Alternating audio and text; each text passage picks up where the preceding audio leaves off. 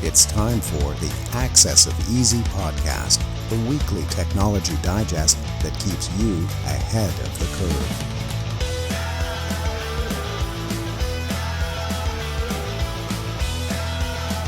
Brought to you by EasyDNS.com. Okay, welcome back, everybody. Access of Easy. This is number 344, the latest and greatest in data breaching and overreaching. As I move my laptop to a more favorable location. My name is Joey. That's Len. Buddy, what's going on over there? How are you?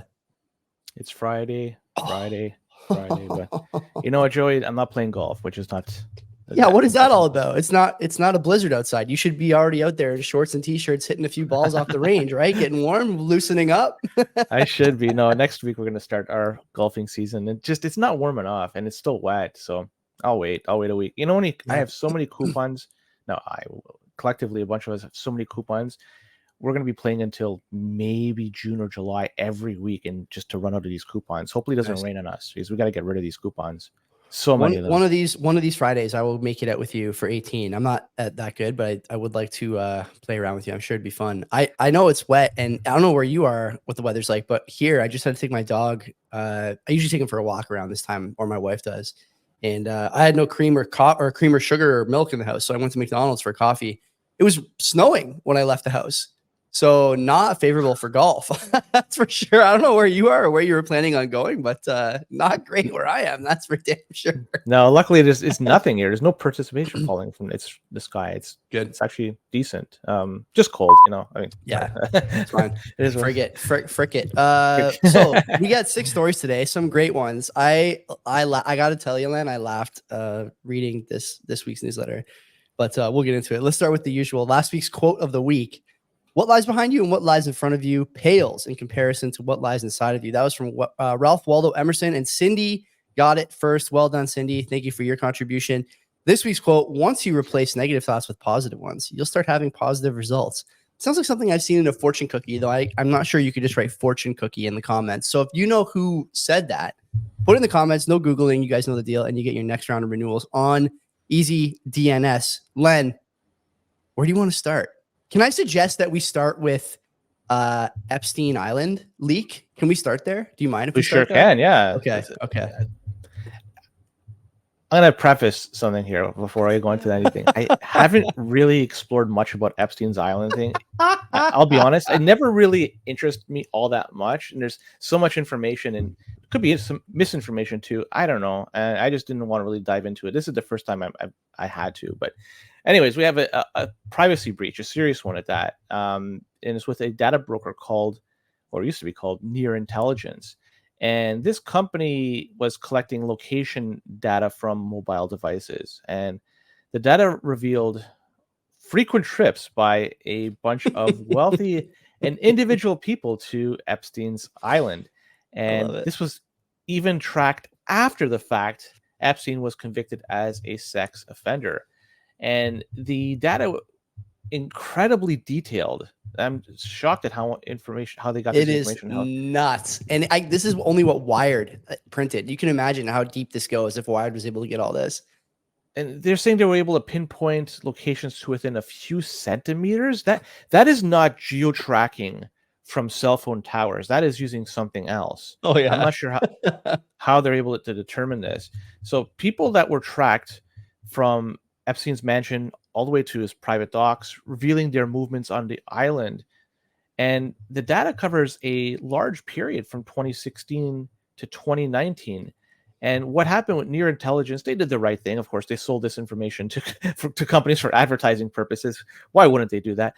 But it's also been used by the U.S. military. And this data leak obviously is raising a whole bunch of concerns for people because it exposes the movement of individuals without their consent.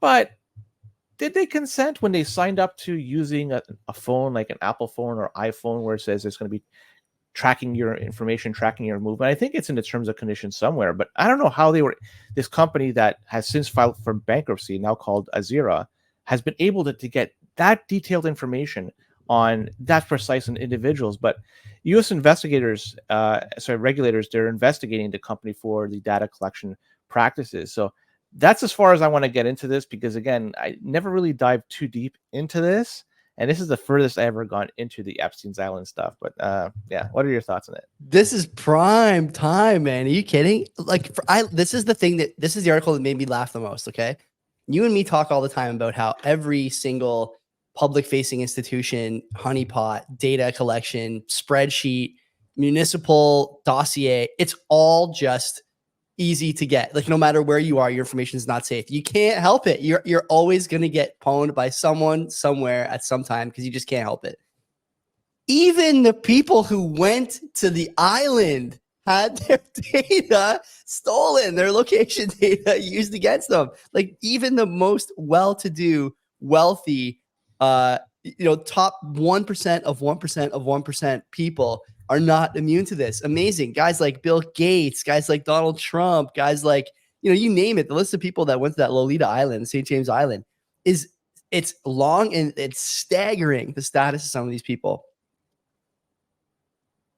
I'm not going to get into why they were going there and what the location data means, but I mean, everyone kind of knows what went on at that island at this point. I think it's a well-documented thing and a bit of an open secret, and whatever, you can say whatever you want about that.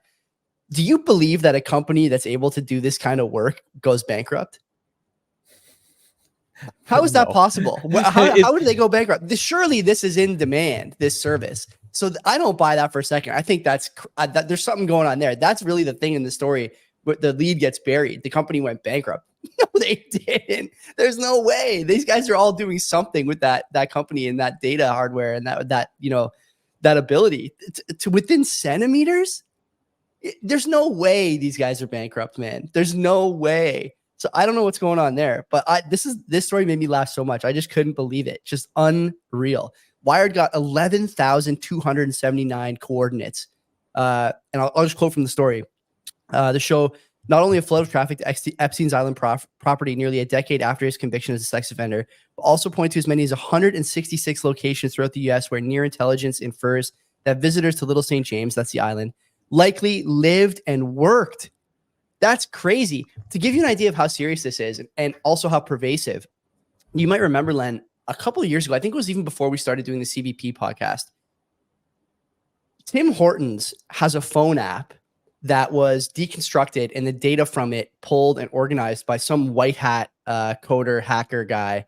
And the Tim Hortons app even had references in its data set to where you lived, worked, and where you spent most of your time. And I think the story had the example of a guy who was cheating on his spouse, and the Tim Hortons app couldn't figure out whether he lived or worked at her house because he seemed to be spending work hours at his office and home, like sleeping hours at his house. But there was this other third location that was in the gray area, right? And I think it was her place. This is everywhere, okay? And if you think that you're exempt from this or like immune to it somehow because you turned on your no location on your iPhone, like, you got to look at this and think there's no one safe from this. Nobody is safe from this kind of stuff. And I await with bated breath the next time we hear something about this company on Axis of Easy, because I am guaranteeing you here today that it will not be the last time. Not with this kind of capability. Wild story. Wild story. Anytime you use any product and it's free, you're the product. How is it free? You're the product. It's actually that. And think of all those location services that are being used in all the apps. You mentioned Tim Hortons, but you can even go on a very broader scale, like Google Maps or Apple Maps. How are they free? Right? Like that, there is so much data that had to have been collected to get to this point. And still it's free for a lot of people and people are willingly using it. They're collecting data all the time. Yeah. And when they're talking about centimeters for pinpointing information, it also has to be with Wi-Fi, because that's another thing Google does, is they're able to track locations of people through how the Wi-Fi signal, because they have collected data on all the Wi-Fis everybody has. Apple AirTags, by the way, same thing. It builds a mesh network that uses location and certain device identifiers, I'm sure. It's all bad. Like the Maps thing is an obvious one. People don't realize how clear the data collection is on something like Maps. How do you think Google knows which route from point A to point B for you is the best? it looks at all the people who are on each route because they're sending the data back to the mothership. They know where you are. They know how fast you're going. They know what you're doing. And then they decide, okay, this guy's about to embark. Where should we send him? Route A, route B, route C, whatever. And that's how they decide. Like, that's a clear and obvious one. And I just think I laugh when people are like, oh, it's just traffic data. Like, no, man. No, it's not.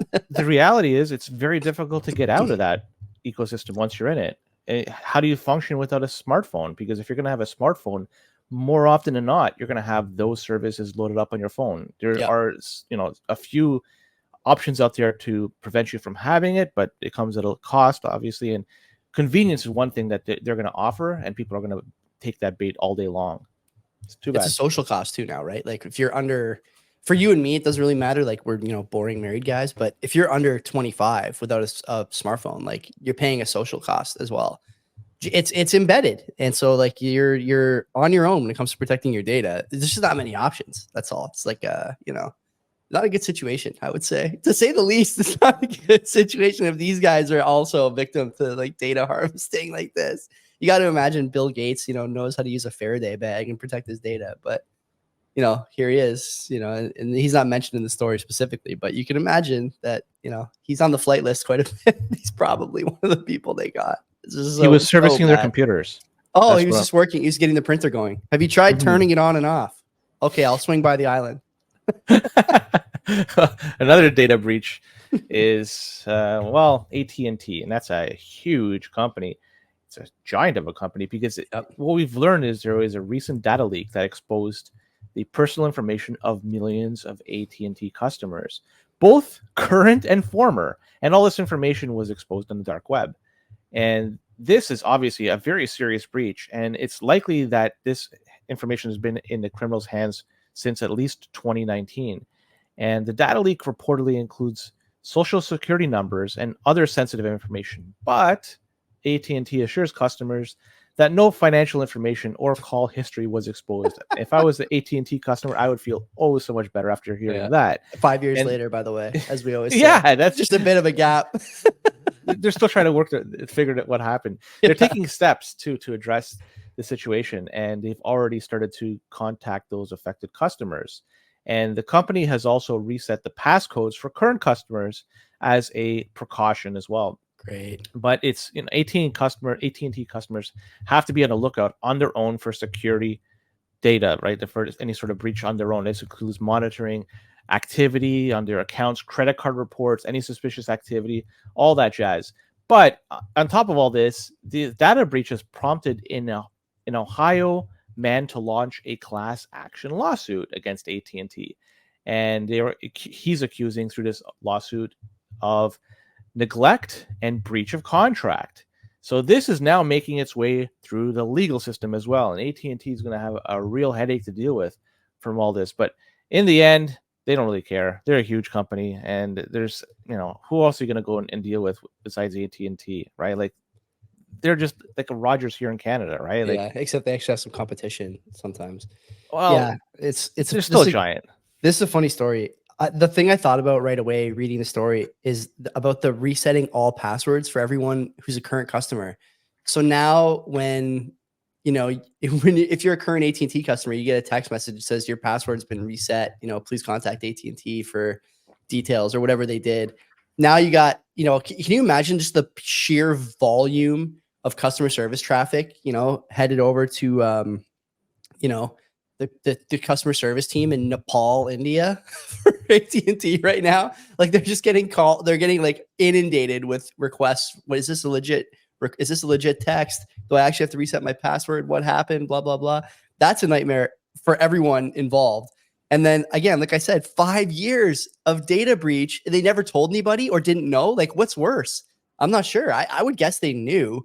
The question is, why didn't they say? Well, they didn't say because they don't have to. There's no legislation around what they have to do and when they have to do it. So where's the 2-year monitoring, credit monitoring? Like, are we not doing that anymore? Social insurance numbers leak. They don't even bother with the 2 years. That's really a slap in the face, I think. That's the industry standard. Do we not care about that? That's damn near an ISO standard at this point. If you get a data breach, 2 years is the required response. Free data monitoring from a company that may or may not do a good job. but at least you get if it. they dig in their heels here and they say they're not going to do it, and they make that the new industry standard, you just monitor on your own, and then you have to monitor more closely. Yeah, you take care of that. Oh my I god! love it. What a story! What a story! Now let's go to Israel, because this is an interesting story, but it's something about free speech, because the Israeli government, they passed a new law granting itself the authority to temporarily shut down Al Jazeera. This is a Qatari, is that how you pronounce it? Gotta be I Qatari. don't know. Probably. Qatari. Well, it's a news broadcaster based out of Qatar. I don't know. Either way, this move, obviously, it's sparking a lot of talk out there, because, well, the Israeli government, they're trying to justify the decision that this is part of national security grounds, and it's going to be helping them achieve more secure over there. But they're also, look at the other side, it's an attack on free speech, right? Like Al Jazeera, like, really? And the legislation went through and it passed with a resounding vote of 74 and 10 again. So a lot of people in parliament over there, they're in favor of this. Basically, now it empowers the prime minister and the communications minister. They now have the authority to authorize the closure of foreign media outlets, that any of them that they deem to be a security threat. Come on. And Al Jazeera has been critical of Israeli politics towards the Palestinians. And they've also been very critical against the Israeli government. And they've thrown out a lot of accusations at them. But in the end, I can understand, why they don't like Al Jazeera. But the reality is, let them speak. If they want to provide an opposing viewpoint, let them. That's my opinion. Now, granted, I don't live in Israel, and I don't see what's going on in Ground Zero over there, so I see things through a different lens. But just from my vantage point, this looks like it's stifling free speech, and it's trying to control the narrative within the country. And when I see that, I have questions. Is this the right path moving forward? Probably not. I feel like this is almost akin, and this is like a story that I'm sure Reclaim the Net would publish or did publish about TikTok and the divestment stuff that's going on in the US right now. But this is very similar, right? No one in the US is saying that the divestment rules with TikTok, at least no one in parliament or parliament, no one in Congress, I should say, or no one in elected office, is saying that banning TikTok is a shot across the bow at democracy. But I think they have a lot in common, right? This one is talking about how anything that's a foreign threat or foreign owned can be shut down, blah, blah, blah. And, they're obviously doing this under the guise of the Hamas-Israel war, fine. But in the States, there's a similar set of legislation here. It's tough about, companies that are owned by people who are subservient to foreign powers. Like, there's no hard and fast definition for that in legal, in lawfare. There's not anything that stops people from framing their enemies as foreign actors. Look at Trump. I mean, these people who are addicted to talking about this guy, we're on 8 or 9 years now of talking about this guy as a Russian asset. Will they make him sell Truth Social or whatever? I don't know. In terms of this story, you're right. This is interesting because there's a war going on between these two factions. And I think, without getting into the sort of minutia here, it looks to me like Israel's losing a lot of public support around the world. Like, they've taken things a step too far.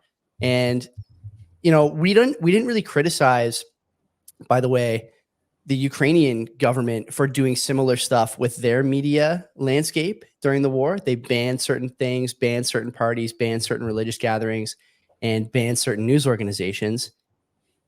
But this is a problem, I guess, for some people. I don't know. I'm trying to like weave a thread between all these things, but there's obviously like a different set of standards depending on the country, depending on the moment, depending on the allegiance and whatnot. It's just, it's never a good idea. Like the thread should be, we should always be against something like this, no matter who's doing it, no matter where it's being done. And it's just not the case. But I'll be looking at this story because this is becoming I think the sort of foremost global conflict, right? Ukraine seems to be winding down, at least in terms of public interest.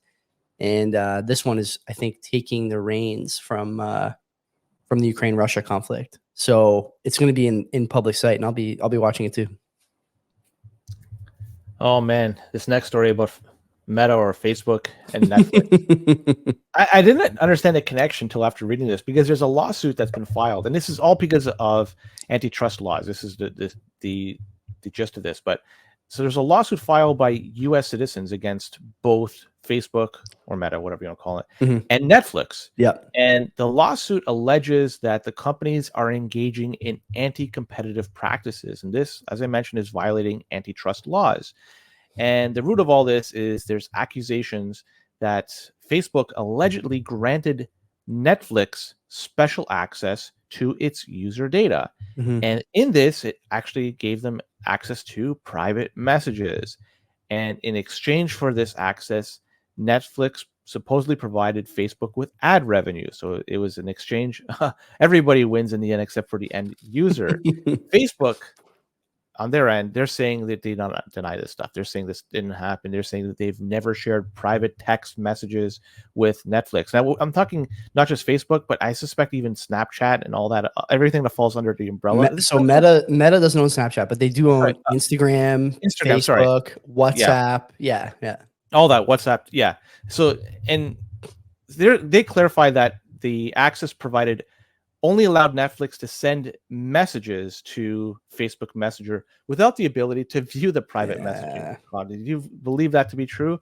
I don't know, but this is going through the courts, and I'm not sure if we're going to get the whole truth from this, but I sure hope this exposes something. If there is some sort of agreement between the two companies, and if indeed Facebook did share private messages with Netflix, this should create a whole outrage for the users of all those products that you mentioned. And hopefully it will migrate them over to something that is more secure, a la Signal or Sessions or Keat, or you name it. There's a lot of peer-to-peer systems out there that you could use for messaging services that don't rely on a centralized body like Instagram or WhatsApp or whatever. So this hopefully is going to open the eyes for a lot of people out there. But I have my doubts. I think still people are just going to use these apps because, again, it's easy, it's convenient, and they don't care about their privacy for the most part until they get impacted, and then they'll pivot. By that point, it's too late. Social cost is a big thing. We talked about it earlier. If you don't have an Instagram account now, it's like, why don't you have one? Like, what are you hiding? Yeah, but you're, a little older than me. For people my age, it's like a red flag, I would say. You need to have like a public facing. It's like a CV for dating and romance. Anyway, I don't think that Facebook, like, I'm trying to imagine a world where they sell the data, like the DMs, but they're anonymized somehow, or like what Netflix is looking for in Facebook DMs. That, to me, that's the redeeming thing here for people who say that, well, there's no way Facebook, sold the DMs. I would say maybe not. But why? What would Netflix get out of a DM conversation? This I can't figure out. I'm not sure. I get why Netflix would want to talk to people via Facebook DMs, because people check that stuff all the time. I'll mention that I don't have a DM from Netflix in my Instagram account, at least not yet. But I don't know why they would pay for the DMs of every Facebook user. Just seems unlikely to me. What if they're chatting about anything? Because it's easy to troll that, to go through the information and just to parse it for any show or any movie. That's what I mean. Like anonymized, maybe it would make more sense. It's like it almost doesn't make a lot of sense to buy the messages and use them for anything except keyword searches. But like, to me, Facebook's doing that anyway with ads. So if you're thinking that you're not getting, if you're not getting got in that way, as the kids say, vis-a-vis Facebook ads and Instagram ads, this is really no different. And I would expect that Facebook is doing something similar with a lot of smaller companies that want to target you via ads. Maybe it doesn't make the news because it's not $100 million or whatever the cost is, but certainly they're using this in their ads platform. Are they not? Like, I should just start up a Facebook ads thing and see what the cost is and what you get. I would guess they're using the same data. So it's nothing new for me. And, I don't use Instagram or whatever for DMs anyways, unless I'm like sending memes to my wife or my buddies. But I guess if you are using Instagram DMs for nefarious activities, I mean, if I was a little younger, a younger version of me was definitely shooting my shot via DMs, a lot. So I think there's something to be said there. Like, I'd be worried about that, but generally, Len, like, they're doing this anyways, are they not? So to me, I don't see the problem particular, like as far as like the big deal that's being made of this, I just don't see why it's being made a big deal outside of the volume and the price. The fact that it's potentially being done, that's something. They're doing it now. They're doing it now. They must be talking about just the private messaging. That's because there's still a thread of doubt if indeed they're sharing that information. I don't know. I think, and if we could seal that doubt and say, yeah, it's being done, there's no doubt about it because it's been proven in court. Mm-hmm. That's pretty damning evidence. Maybe. And, you know, when you're talking about a DM, I know we all understand. I mean, people listening and watching this show understands that using something like Snapchat or Instagram or Facebook to send a DM, it's not secure. But a lot of people out there, they believe it is. That's right. And who knows what are they sharing behind closed doors? What they say publicly and what they say privately are two different things. Even we do the same thing. What we say in private chats, you know, but that's for a topic. That's you admitting that, not me. So anyone else who's watching this, I did not admit that. Only I share my cat videos. Anyone who wants to talk to me privately, I will never do that publicly, but I do like the cat videos. I'll be perfectly honest. I like cats. Anyways, I'll say that. Incognito, Google. Oh man, this is talked about this, but there's been some resolution here because the recent class action lawsuit that's been filed against Google, this has come to a close and a settlement has been reached. And that could impact how users browse the web privately. So the lawsuit centered around Google's collection of browsing data while incognito form. And this is a feature that's in Chrome web browser. And what it's designed to do is offer more private browsing experience, right?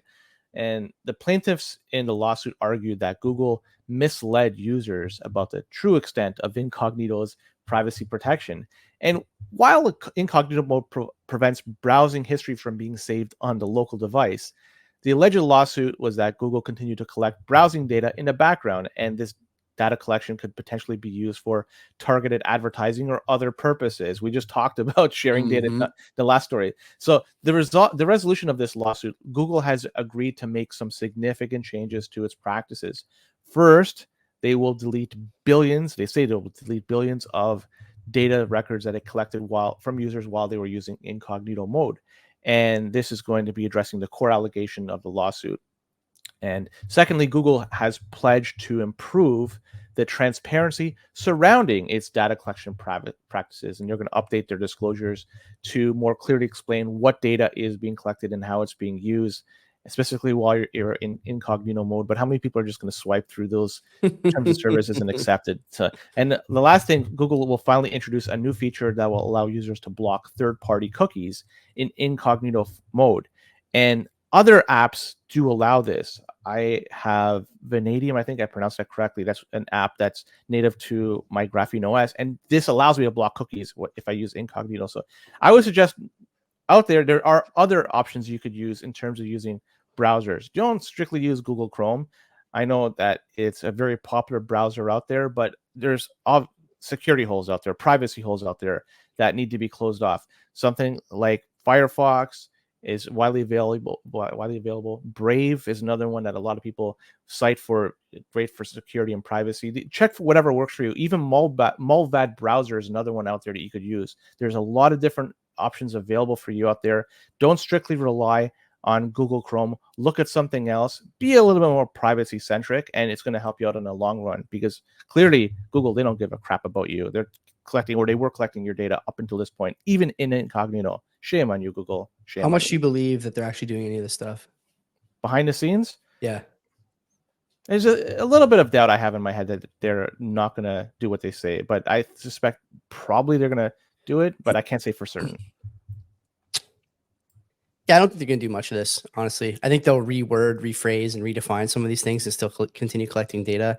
It is good to see they're taking a break from their focus on showing me pictures of Black George Washington to, issue this statement and hopefully make these changes. But I just don't buy it. Like, I don't use Chrome for anything anymore. And I know there's, evils in other browsers too, but Chrome, all you have to do is just look at the resource hogging that browser does to know that there's more going on than just showing you a web page.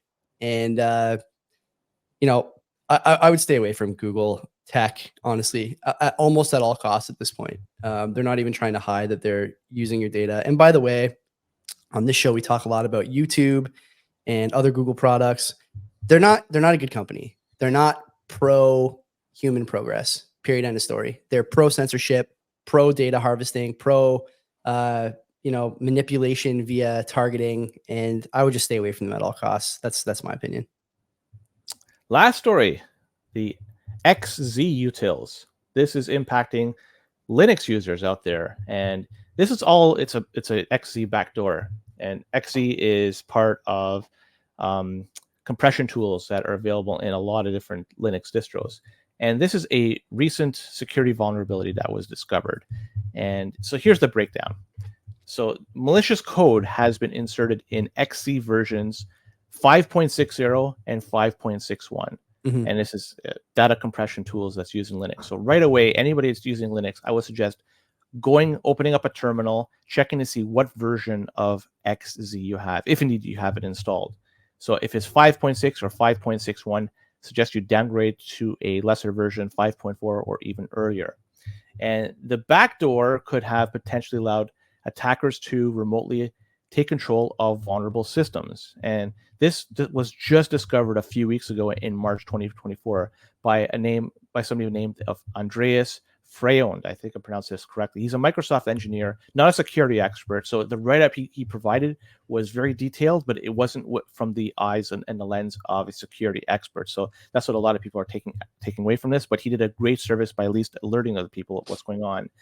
The culprit behind the backdoor is believed to be a former maintainer of XZ project named Gia Jan. I think I pronounced that name right. And she reportedly gained trust within the project over time before introducing the malicious code. And this impact is limited to a lot of distributions, but not all of them. This is kind of right now, it's a bleeding edge update. So not all systems do have this new XZ that's 5.6 or 5.61, but it impacts also SSH. So if you do want to keep the 5.6 or 5.61 for whatever reason, you can simply just disable SSH, and that's one way to mitigate attackers from getting access to your system. But then you're limiting the functionality of your system. You can't log in through it. Either way, I would suggest downgrading this as well. And this is also interesting of note is typically open source. When you have an open source system, you have more eyes looking at stuff, and problems like this tend not to make it through. They're rare. So this is a rarity. This is almost a one-off. Doesn't mean it doesn't happen all the time. It does happen, but in this case, this is an indication where open source has failed users in the end, and it's too bad. But this was a long time coming. The way I understand it, this user Gia was many years ago. I think it was 2 or 3 years ago started this whole project. So this has been a long project that she had in mind, and just finally now that seed is now bearing fruit. So this is a very, very interesting stuff. So again, if you have XZ installed on your Linux computer, downgrade it to 5.4 or an earlier version, or shut off and disable SSH. Those are your only two options. If not, you're gonna be playing with fire. Yeah, man, it's funny. We talk on the show a lot about making sure you're up to date with your software, whether you're on a Ubuntu or another Linux distro or Windows or whatever. An example of maybe why that's not always a good idea. Like you said, though, one-off this is a carefully executed attack, right? You have an open source developer who burns out, according to the story, and we talked about this last week a little bit too, according to the story, and just stops doing the maintenance on this particular project. Someone else takes over. Everyone just kind of assumes it's a good actor. The changes are very subtle. They're very small, but they compound over time to the point where now anyone running the latest version of this, can basically be opened up for anyone, right? That if you're using that XZ, whatever distro or not distro, utility, you got a problem. And I understand that's a basic part of the Linux system. Like everyone uses that. It's like the zip. The zip utility, is that right? Yeah, it's a popular compression tool. Yeah, that's used, and it just goes to show you. And I talk about this every so often. There's no one system that is totally secure. For sure. Everyone has holes in it. It's up to you to close those holes and make sure that they remain closed. If not, if you just rely on the reputation of something alone, you're gonna good get luck. burned. Yeah, you're gonna get burned. Okay. Well, that's it, everybody. God bless. Enjoy your Friday, enjoy your Saturday, enjoy your Sunday, all that stuff. Come back next week for more Excessive Easy, or maybe come to the CBP Monday night, streaming at 7:00 Eastern every Monday, as always. My name is Joey. That's Len. And until next time, take care of yourselves.